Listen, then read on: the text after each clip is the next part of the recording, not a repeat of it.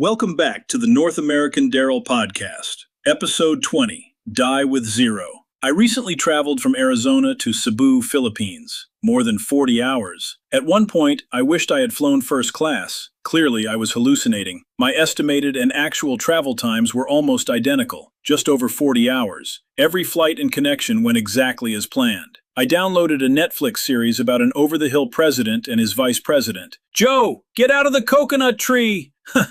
Honestly, after 40 hours in economy, I wasn't sure whether Biden was confused, or I was. Apparently, I traveled halfway around the world to escape American politics, then downloaded American politics. I also downloaded the audiobook Die with Zero by Bill Perkins, and that really hit home. I'm tired of American politics, and I was laid off at 52. Now I'm taking a run at early retirement on a slow-travel geo-arbitrage road trip. One story reminded me what I'm escaping: politics. The other challenged me to decide what I'm working toward: retirement. The idea behind Die with Zero is simple. Money is a tool. It isn't the final score. If I spend my healthiest years accumulating money I never use, I may have traded irreplaceable time for a larger number on a statement. That doesn't mean emptying my accounts and hoping my final check bounces. It means asking a harder question. When do I have enough? I spent decades saving, investing, and preparing for retirement. Preparation gave me options, but endlessly moving the finish line would turn preparation into procrastination. There is always another dollar I could save. There isn't always another healthy year when I can carry a backpack, walk 10,000 steps, or spend months exploring Asia. That's what the book calls timing experiences. Life comes in seasons. The trip I can enjoy at 55 may feel very different at 75. Money can wait. My gout may have another schedule. It has already started submitting formal complaints.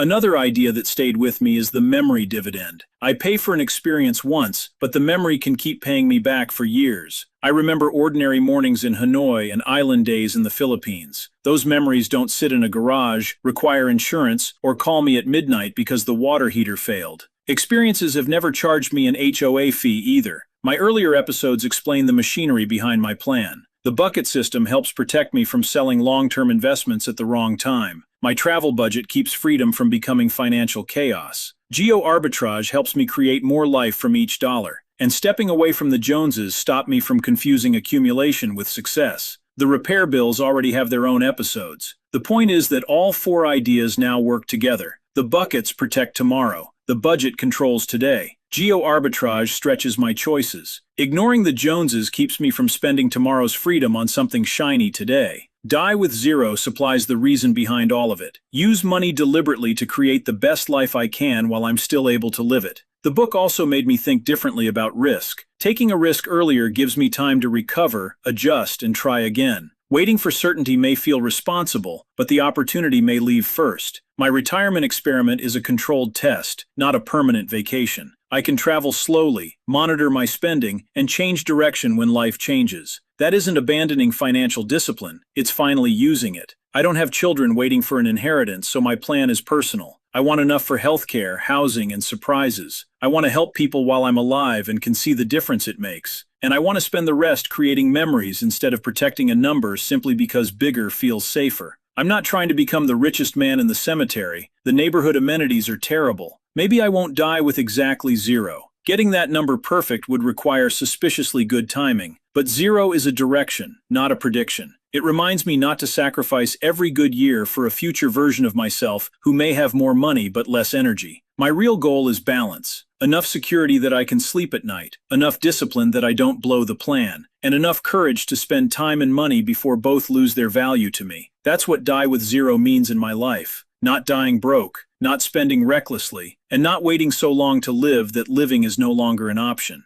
Thanks for listening to the North American Daryl podcast. Until next time, keep traveling, keep adapting, and live life to the fullest.